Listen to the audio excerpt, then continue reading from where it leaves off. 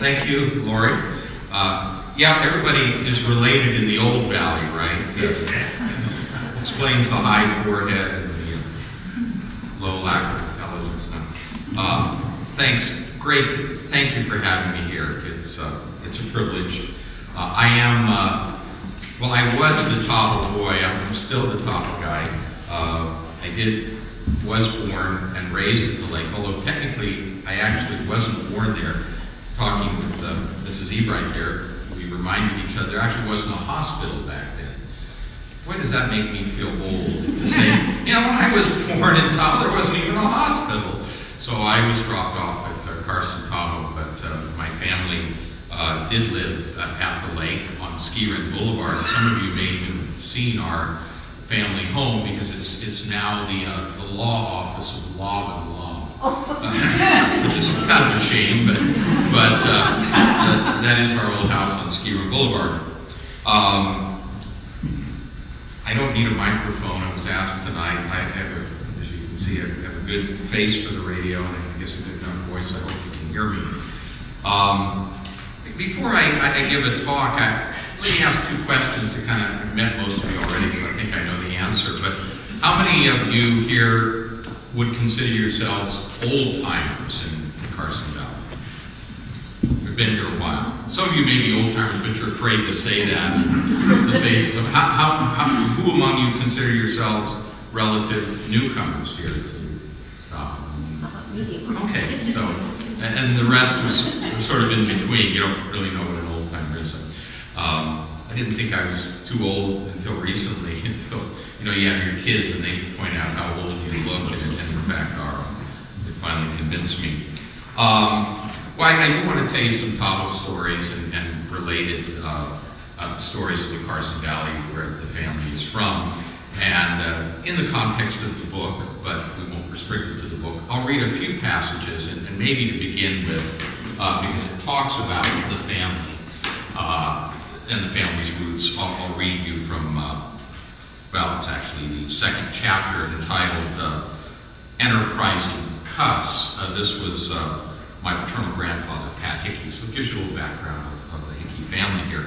My paternal grandfather, Pat Hickey, was a potato famine Irishman who arrived in Carson City in 1887 with his immigrant family of 9. After growing up, Pat took a local girl, Adeline Hickson, from the Carson Valley as his wife. As the oldest boy, he inherited the 400-acre homesteaded Hickey Ranch near Nevada's disputed first western settlement, Genoa, on the east side of the Sierra Nevada range. I say disputed first settlement. You may note here that Guy Rocha has given me an endorsement as a former reporter. Guy would fact-check me all the time and will point out that Genoa doesn't necessarily hold that claim. Dayton and Empire, I think, contend that they were the first. So that's why I put it in there, knowing that Guy would call me on it if I didn't say that. There in 1913, in the family farmhouse on Mottsville Lane, my father George was born. The house is still there on Mottsville. It's now owned by the Springmeyer family, and it's no longer 400 acres, but the original farmhouse is still there. In fact, Mimi, who's the famous artist, Mimi Joe, has done over nice Christmas cards of the old farmhouse. From all accounts, Grandpa Pat was an enterprising cuss, not foolish enough to remain a dirt-poor Irish farmer, neither was he wise enough to become a land-rich American rancher.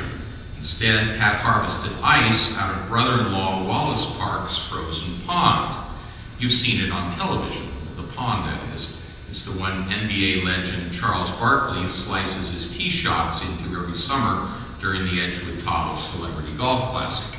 In other words, that parkland where Edgewood and that adjoining land was old ranch land of the Park and Hickey family. Actually, Wallace Park married Maggie Hickey, one of my grandfather's sisters who came, and so the Parks were related to the Hickeys and the Hickeys to the Parks. And that's how, a little side note, Wallace Park was originally a member of the LDS, or the Mormon faith. Maggie Park was Catholic, and I think was the tradition more or less then that kind of went with the wife's faith. And so the Catholics, not the Mormons, got all that property up there in Stately. The water Hazard holds the distinction of being the only place I know of that both Sir Charles, meaning Berkeley, and my grandfather cursed at incessantly.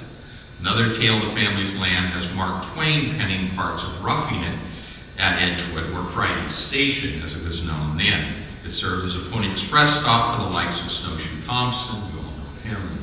The other museum has a great background of, piece on him, or in Genoa, as well as a place for Pat to get a backdoor plate of Irish stew from Sister Maggie Park. So quickly here.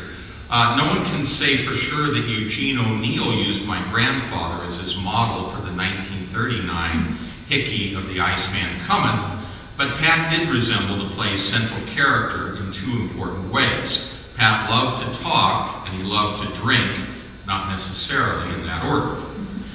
As fate would have it, gambling was legalized in Nevada in 1931. Notice I didn't say it actually began in the Silver State. That year, Prohibition dried up by 1933, but the Anti-Saloon League never had much of a chance in Nevada anyway. And if you don't see the connection between alcohol and wagering, then I'd ask you to look again.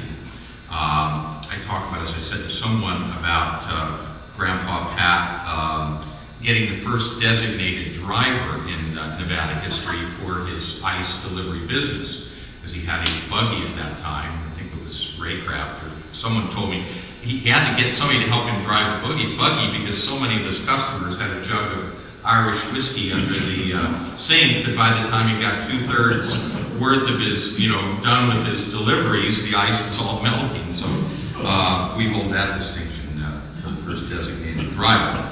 Pat acquired, this is a little interesting, someone mentioned Marla Bay tonight. They were up there and noticed how much it had changed.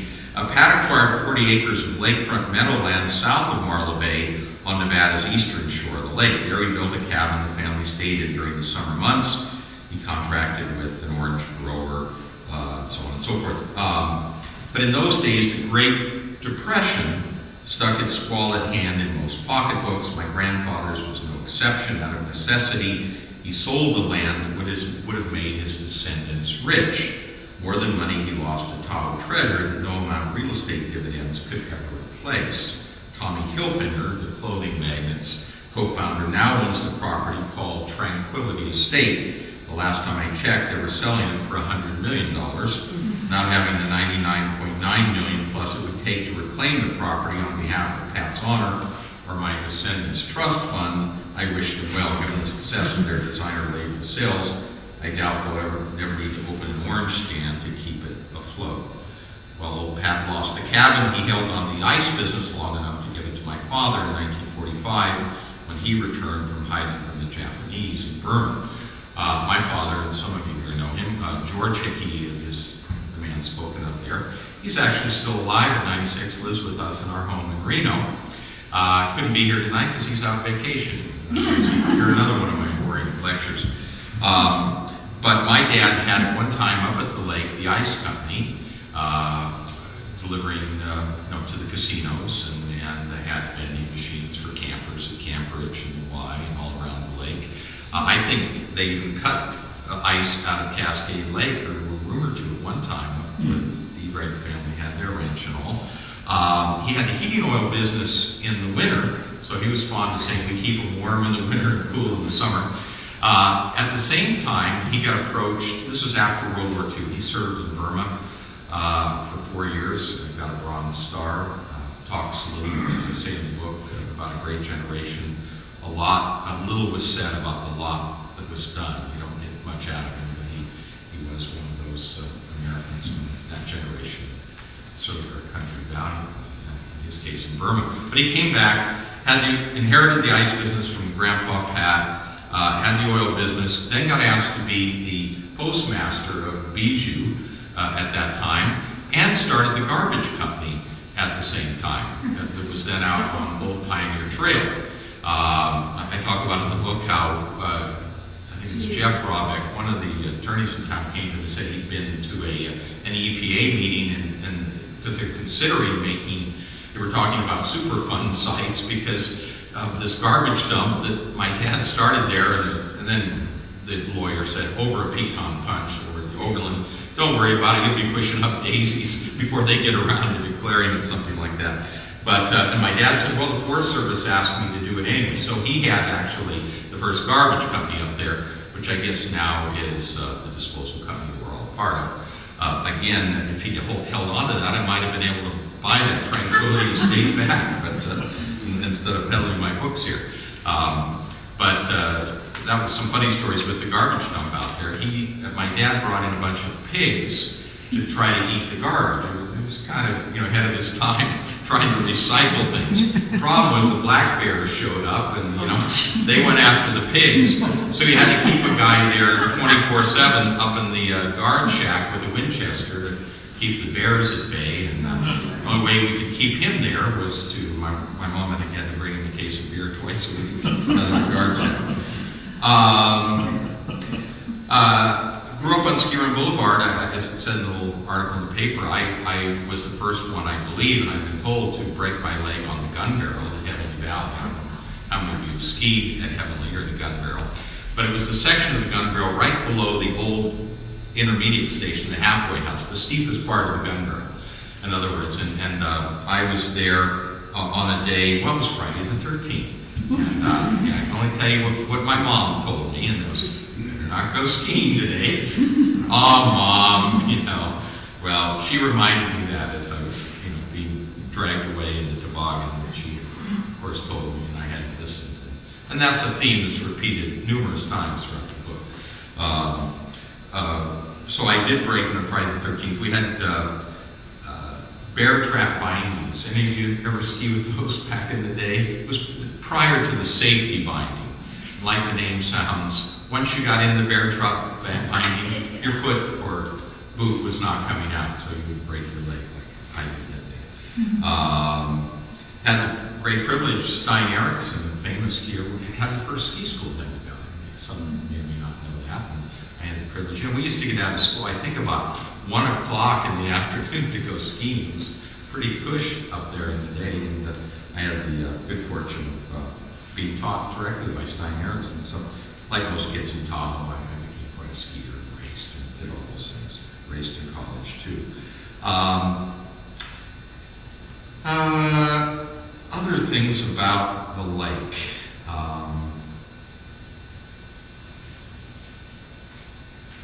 High school. Anybody here go to South Tahoe High or had friends that go to St. If you went to South Tahoe High, you would graduate to higher institutions like I did, the Harvard of the West, Chico State. But South Tahoe High was quite the place. I actually went to school 2 years in Berkeley to a boarding school from a Catholic family, and I was sent to St. Mary's College High School, which was connected to the college in Moraga, but was in Berkeley. It was an all-boys school. As I say in the book, it was all boys, and therefore it was 24/7 thoughts of girls all the time in an all-boys school.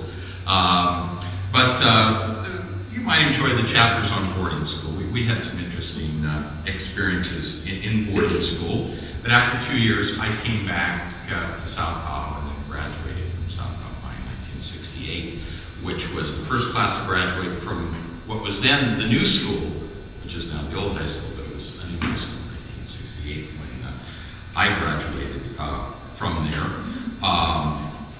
I'll just read briefly one incident from the baseball team's visit to Dayton, and then somehow we found ourselves on the front steps of Moonlight Ranch. I don't know how that happened. Spring baseball at South Tahoe High was more like a combination of ice hockey and mud wrestling than the national pastime. A layer of permafrost covered the outfield. The infield resembled the frozen tundra at Lambeau Field. And for early season practices, the team would head to the desert east of Carson City. The rival Dayton Dust Devils would lend us their Dreyer Diamond for weekend play. One day, guys brought their .22 rifles along for the ride. After the day's scrimmage, we piled into the back of George Doney's pickup to go ostensibly go jackrabbit hunting. No one before or after, any of your hunters here will agree with this, no one before or after the great Daniel Boone has ever managed to shoot a jackrabbit with anything other than a shotgun. so it shouldn't surprise anyone that our bunny safari didn't produce the intended results. Unfortunately, or fortunately, depending on how you view such matters, there were other nearby adventures in the desert waiting to befall the team. One of the senior outfielders suggested a truth or dare session over at the Moonlight Ranch. All right, my wife's here, and I've read this to her on numerous occasions, so you don't need to be. For those who don't know about Nevada's brothel industry, well, I think we don't know about that, so I'll skip that. But in talking about Nevada's second most famous vice, Moonlight was a poor stepchild of the more infamous Mustang Ranch in Reno. Avoiding eye contact and making poor attempts at man humor, most of the team watched as a few puffed up young stallions turned over their dollars to the madam inside that trailer of iniquity. One boy, minus bravado, confessed he kept his socks on during the mostly sordid affair. A metaphor for purity now breached, his white socks were a remnant of the decency that even a $10 lay couldn't remove. As I said, her names have been forgotten to protect the innocence that was lost. We'll bring an end to that chapter. But in simpler terms, it's interesting, since writing that, I've talked to a number of people in the greater northern Nevada area whose teams extended their practice in that vicinity.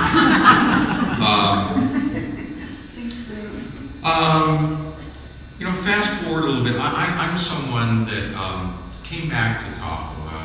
I lived in quite a number of other places since college.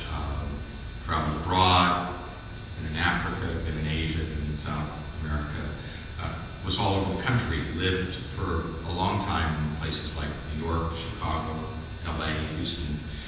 But I have to say, the draw of Lake Tahoe, especially having been raised there, and I'm sure some of you feel like that, whether you consider yourself a local or not, there's something that draws you back to Tahoe. And I guess that's why it's Tahoe Boy. Other than being from there, if you read the book, I hope you do, Tahoe becomes a metaphor, really, for the happiness that I think we all seek and want to return to. I talk a little bit about the analogy with, Wizard of Oz, where the famous line from Dorothy is, there's no place like home. She realizes that really Kansas is Oz, or Oz was Kansas, if she only looked at it in the right way. And so to me, there is no place, literally, like home than Lake Tahoe. And so it brought me back there. I'll read you just a little bit from the last chapter, the Tahoe Knowledge, because this does maybe brings back a few memories for those that have been around the lake. Revisiting Hidden Beach and the unmistakable smell of manzanita, the same senses of my youth were filled by the lake's indigo charm. The shoreline boulders rubbed smooth by centuries of east-rolling waves still sit ensconced in awe of their front row sand balconies. Blue jays still chatter high above, proclaiming their continued dominance.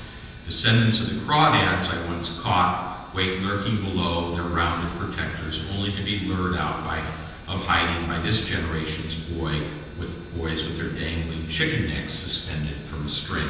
Tahoe, with your alpine waters so clear, the lakefront bottom is no mystery at all. Will you be there for me now?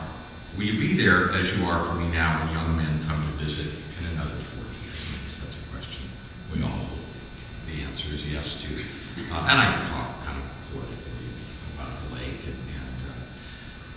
and what it's meant to me.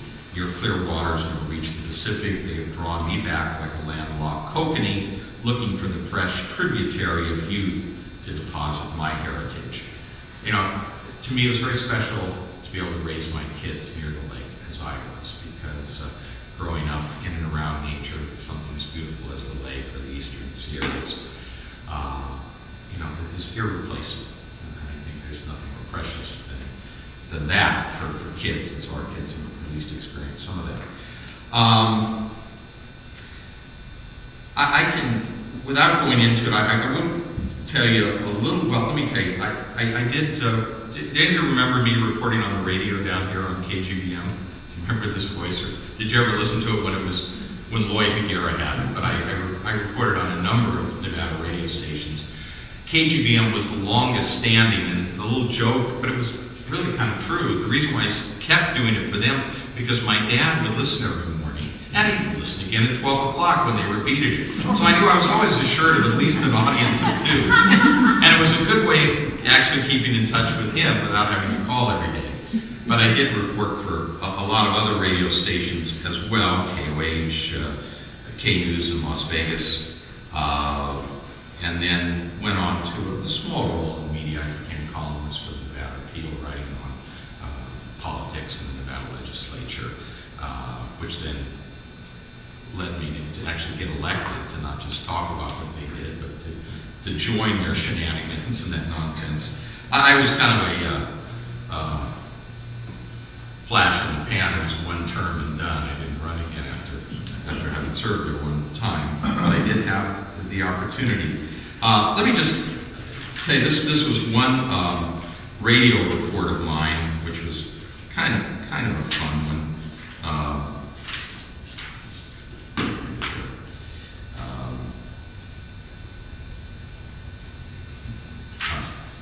Good face for radio. I should tell you, there's a story here how Rush Limbaugh got me my job. I knew him in Sacramento, and he was shall we say, a big fish in a small pond there, and he actually got me the job with KOH. This is how serendipity works in certain people's lives. I really wasn't a journalist at the time. I always liked to write, but when I heard that Rush was coming, this is when he was first on in the radio. We're not going to get into political commentary, whether you agree or disagree with him. But he was coming out to Reno to do what was called, I think, Rush to Excellence tour or something. He was promoting himself. He wasn't this big thing that he is now, so he had to actually go out and, draw interest to himself.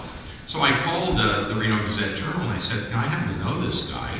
If I can get an interview with him, will you print it? He said, yeah, we haven't been able to get a hold of him. So, yeah, if you can and it's any good, we'll actually publish the silly thing, which they did. And the next day I got a call from the program manager at KOH, who assumed that I was a journalist and that I knew something about politics. Really, I just asked him the typical questions that Nevada journalists ask somebody from out of Nevada, that is, how to pronounce the state properly, what do you think about prostitution and nuclear waste, and the rest of the kind of obvious questions. But then he thought I was a journalist. He offered me an opportunity the next day to start reporting for KOH. And that kind of led to my opportunity to report. Now, if I can just find this one report, let's share it with me. Okay. This was on May 14th, 1992. I reported on the fact that God Almighty had filed for office in the Silver State. Should be fairly big news. Many Americans are happy that H. Ross Perot has stepped down off the corporate ladder to run for president. But one individual from Reno is about to top him. Harry Reid, and if he is who he says he is, then U.S. Senator Harry Reid may be about to meet his maker this election season. That's right, God Almighty has filed to run for Reid's Senate seat. And in case you're wondering, he's a Democrat. He's 56 years old, and his other earthly name is Kelly Tolati. Tolati was allowed by the Secretary of State's office to file under the name of God Almighty. You can vote for none of the above, and if you want to change your name to God Almighty in the Silver State, by God, you can do it.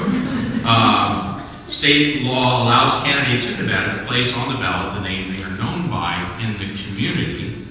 Tolati is reported to have filed for the Senate office in the presence of a friend who swore before God, or his friend. The Reno man had been calling himself God Almighty for all these years. In past elections, Nevadans have been able to vote for none of the above without fear of retribution. Now one has to wonder what God Almighty will think of a vote for none of the above.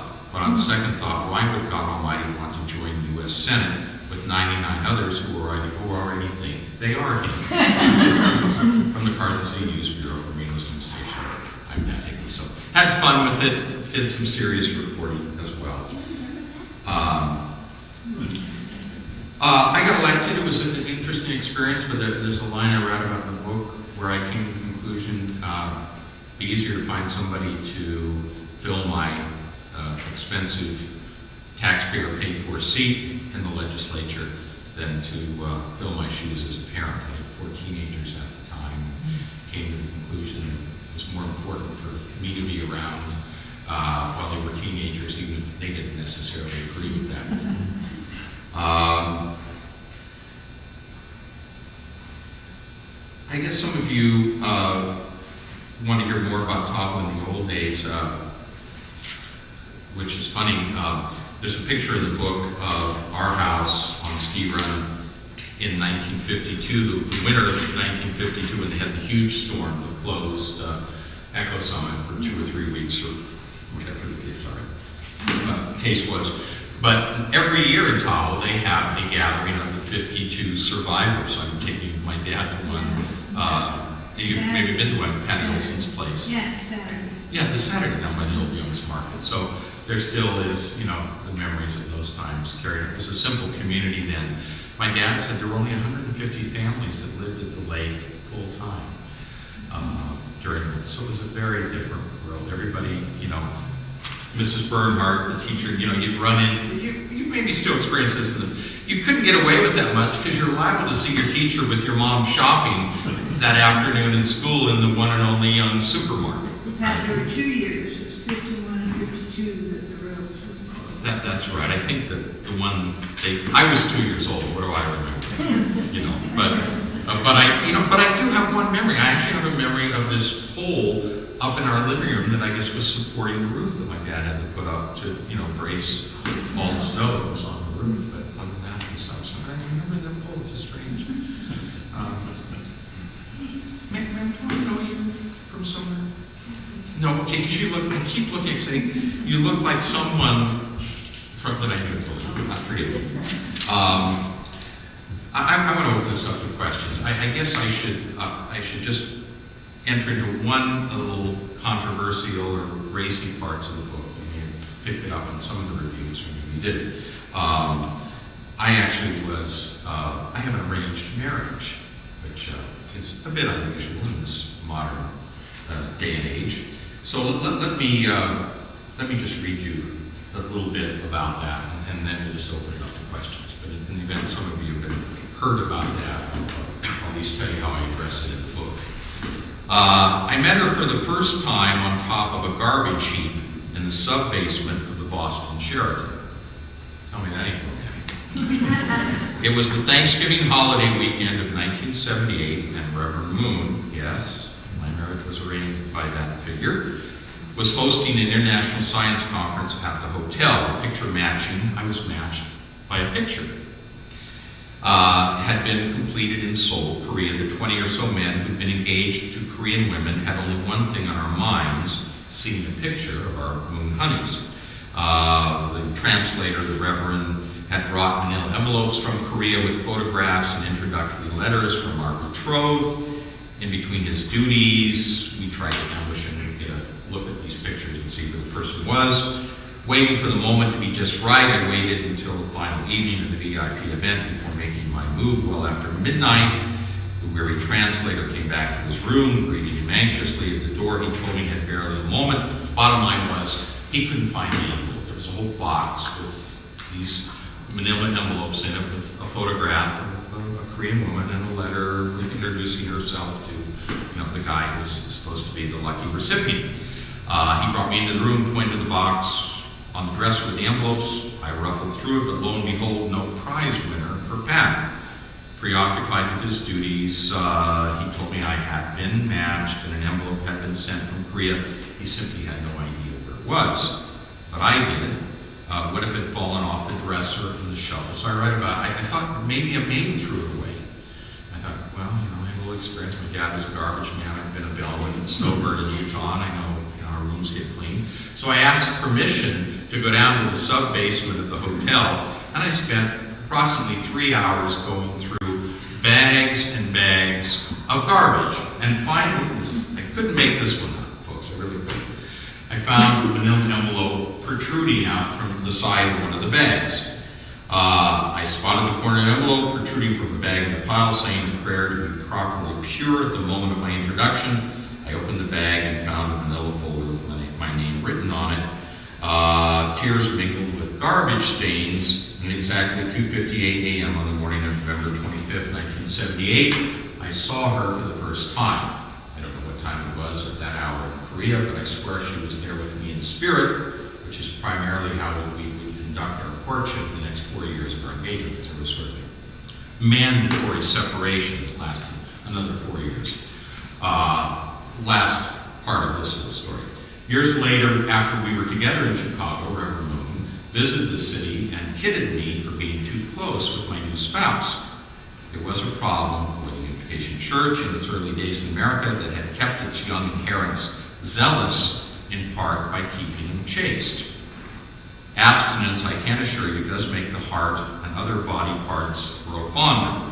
Anyway, since he'd arranged my marriage in the first place, I told him he had no one to blame but himself. He laughed and I escaped judgment, at least for the time being. So there's my story about my arranged marriage, which is in there, along with some other tales about that. What I went through in the 60s with the draft, coming back to desolation, camping, to fish and forget. I think, as I said there. So enough of my rambling. I'm happy to answer any of your questions or hear your thoughts on anything. But of course, happy to address Tahoe stuff. Forgive me if I didn't say enough about Tahoe. I really didn't quite know what to expect. So how long has this marriage endured? Well, she's sitting right behind me. Well, you know, we husbands aren't very good at remembering the years. See, where you were to get married and you don't remember how. Well, you know, the good thing is you get married with 2,000 other people on the same date. It's a hell of a lot easier to remember your anniversary. Because if you've got a friend, you know, they'll remember. But that happened in 1978, so, but we actually had some other marriages. We got married on behalf with her family in Korea. We were going to get married with my family here, so I figured I'd actually challenge Reverend Moon in the book of Guinness, the Guinness book, because he's in there for marrying most people at one time. I thought I could get in there for marrying the same person the most times. So we've been married long enough to have 4 children. The oldest is 26, and I know since we were abstinent all that time that it's at least 27 years. But there's my wife standing behind me. You can see her. I did say in the book that my blind faith was well rewarded. She was beautiful inside and out then as she is now. So I was one of the lucky ones. A very unusual way to get married, but it worked for us. As a child at Lake Tahoe, what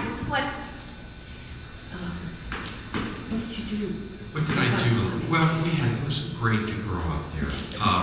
You mentioned Camp Ridge. Yes. Back then, we would, as soon as we were old enough to ride our bikes, we would leave from Ski Run, wherever my friends lived in El Tahoe, or pick them up on the way. We would go to Camp Ridge every day, which is probably a 10-mile bike ride.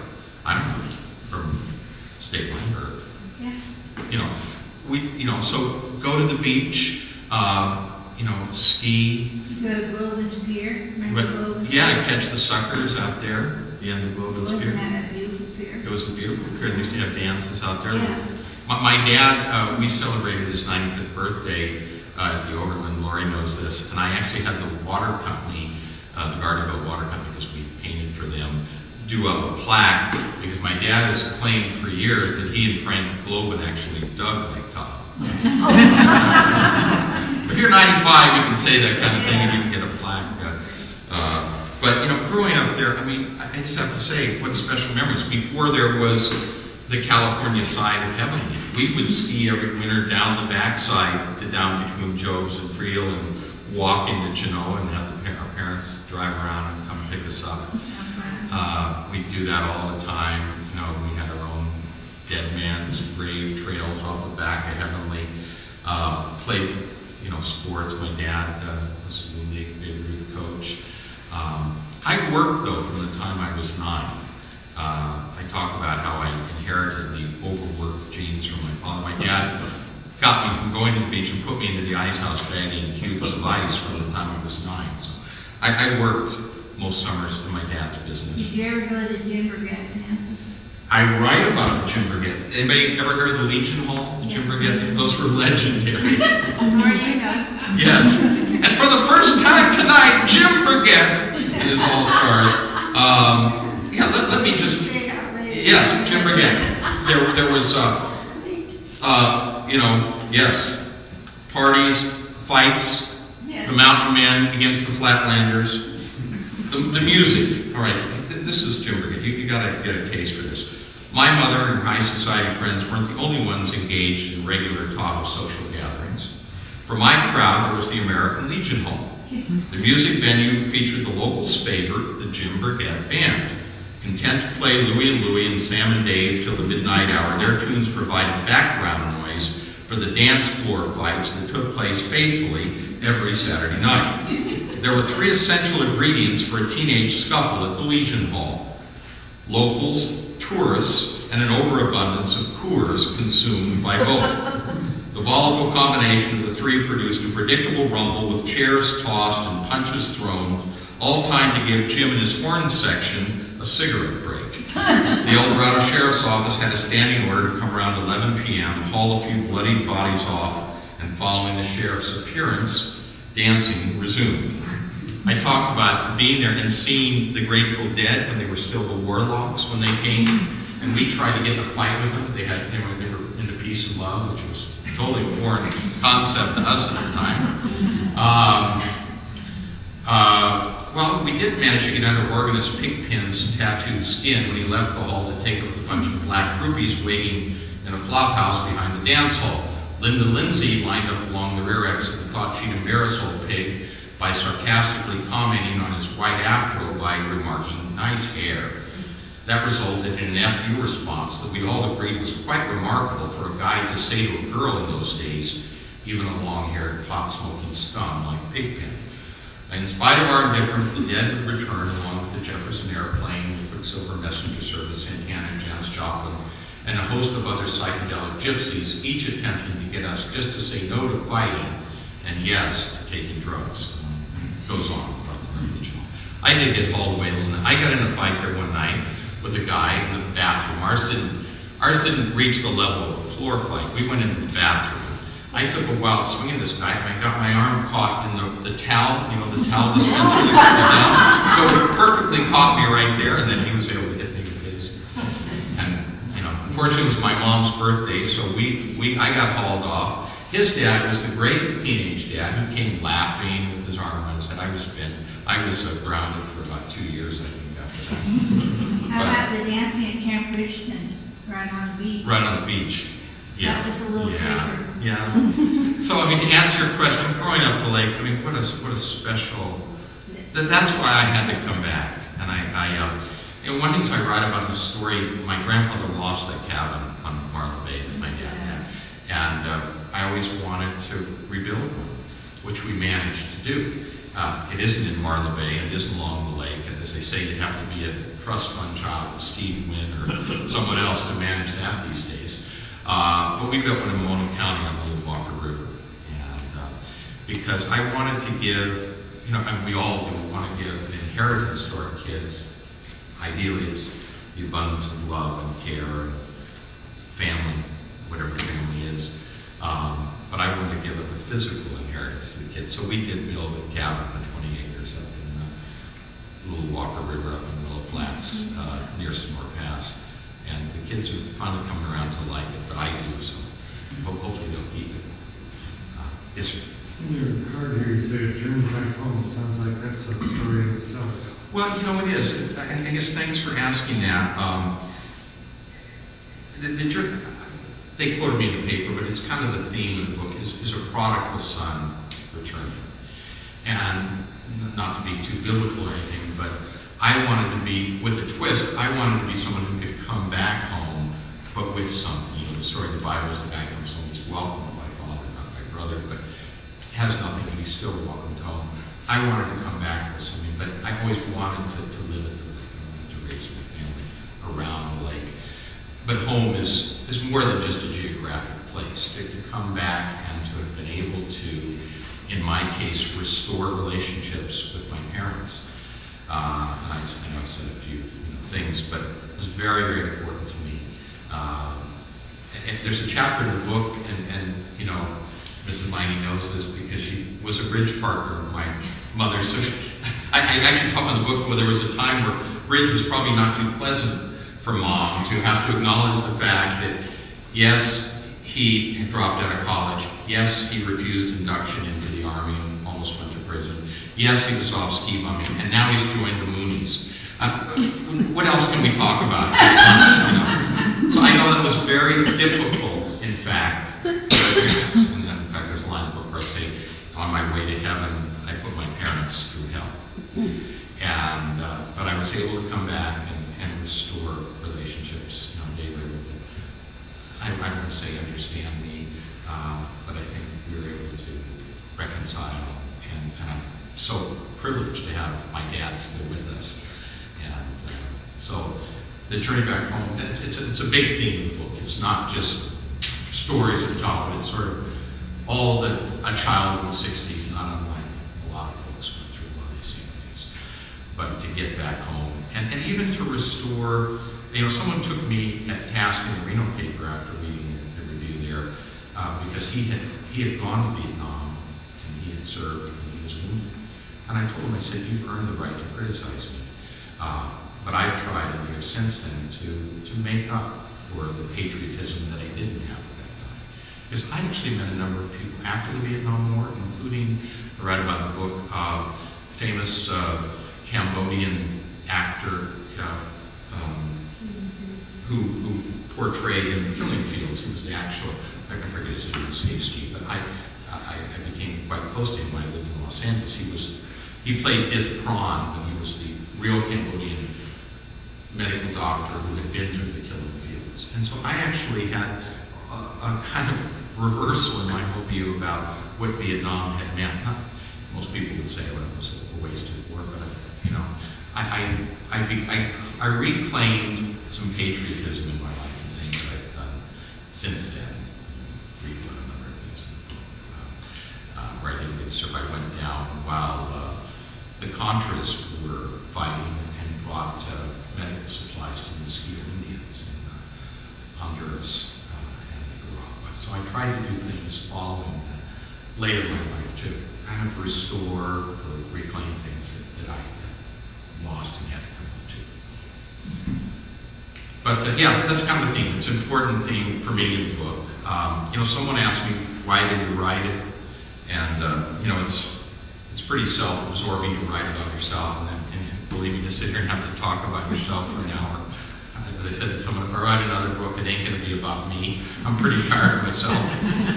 But I did want to tell the story to my kids. I wanted them to understand. This was a joke I said to them, but it's half true. I said I wanted them to understand why, you know, why they had such a crazy father, or really all the things I went through. And actually, my kids have really enjoyed the book and identified with a number of things that I went through. So that to me has been a real plus. Yeah, Lori? I'd like to plug the book. It is a fun read. I mean, it's very well written. It's very interesting. It's very fast moving. And it's a typical young man's life and the different things that happen.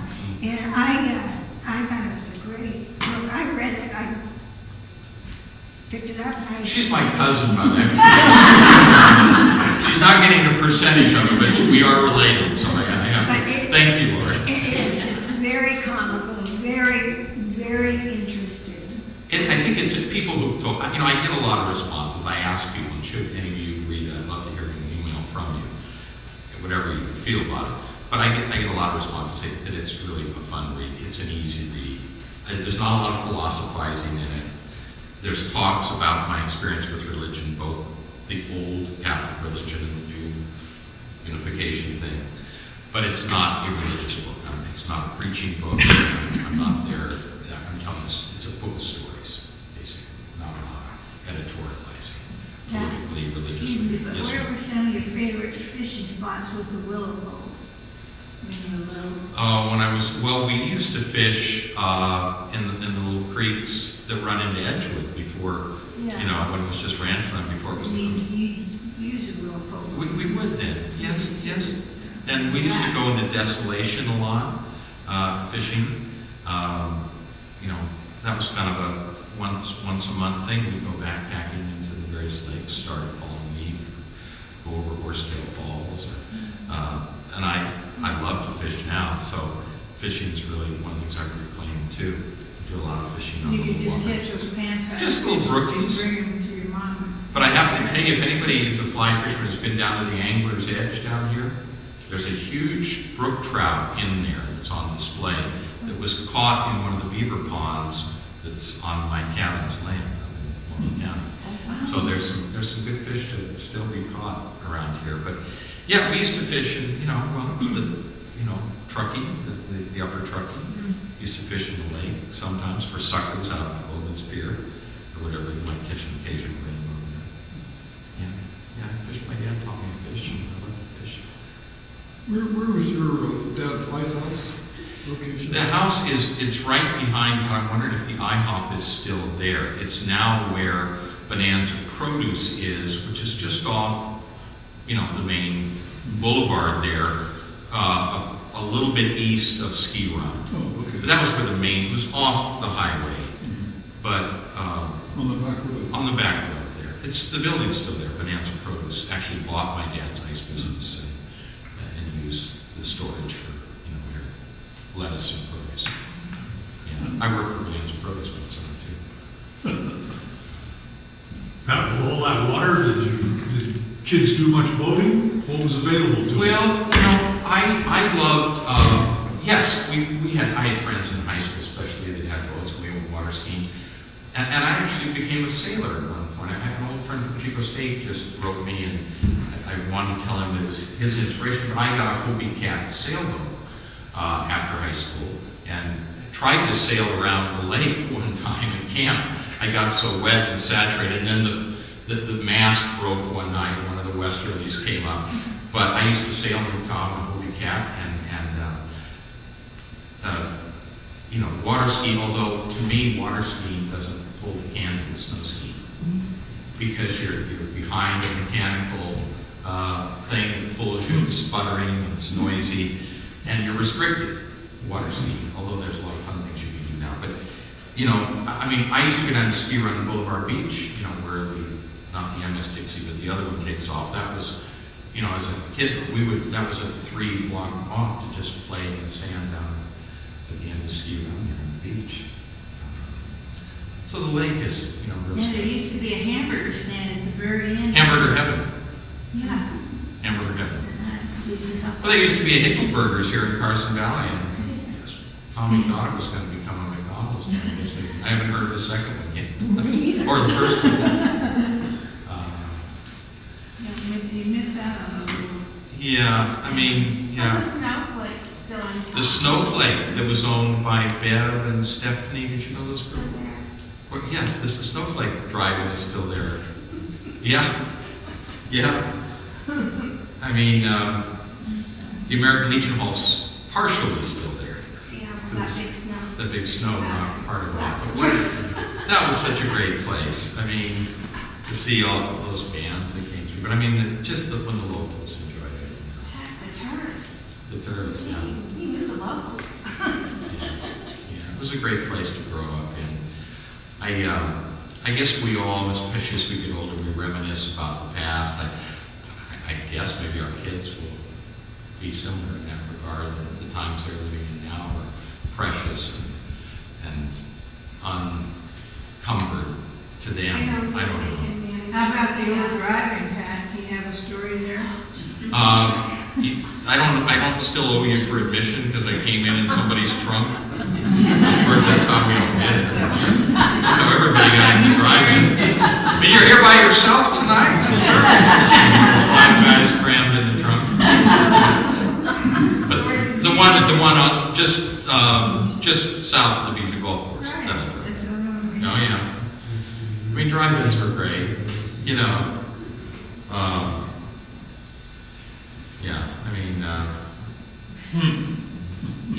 Life was so small. There was actually a 1-room schoolhouse, which you must have gone to, down at the Y, which sounds funny in a way.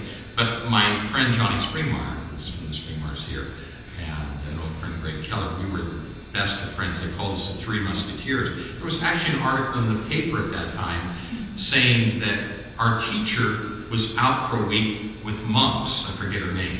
This was written in the newspaper. She's out. That's how small news was. That was big news. The teacher's out for a week. She's got mumps. But the silver lining is that you won't have to deal with the Three Musketeers at least. This is in the paper with Johnny Springmeyer, Greg Keller, and yours truly. Well, the Brandy family owned the newspaper. They did. The Lake Tahoe News. Right. The Brandy. Brian Brandy was in my class, and I think they were part of that 52. Weren't they? Did they help? What was that?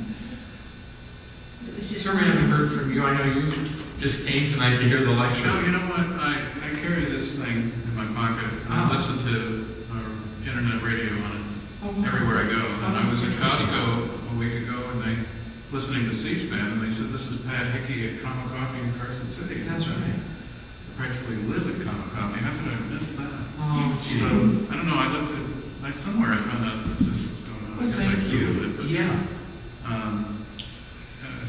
I come from Berkeley. Oh. And honestly, when I heard you say St. Mary's had borders, I didn't know that. And I went to St. Joseph's and Madeline, so you probably know everybody that I know. But Yeah.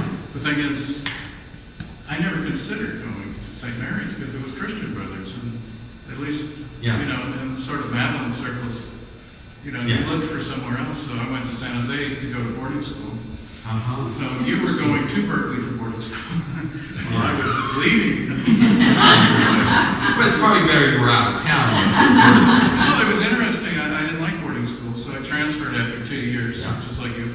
Yeah. I went to St. Ignatius in San Francisco. Oh, yeah. And My, so- my cousin went there. Did you know the Dobles? Any of the Dobles? I don't know how Mark, I think they all went. Steve, Mark. Steve's a prominent guy with Wells Fargo. Mark was what they tell me. Alan became a Trappist monk.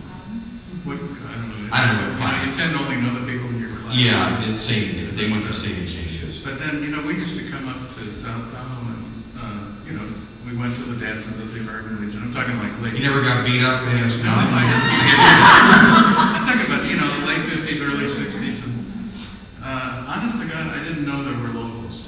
You know, you're talking about them that were the tourists. I thought it was just tourists, because the people that we knew, they would tow their boat up and they either owned a cabin or they would, you know, rent a cabin. And I never met a local. I mean, what is that? Well, they probably didn't want anything to do with you. I remember reading in some newspaper rankings that today, 90% of the houses, or more than 90% of the houses up there, don't have any connection to the schools.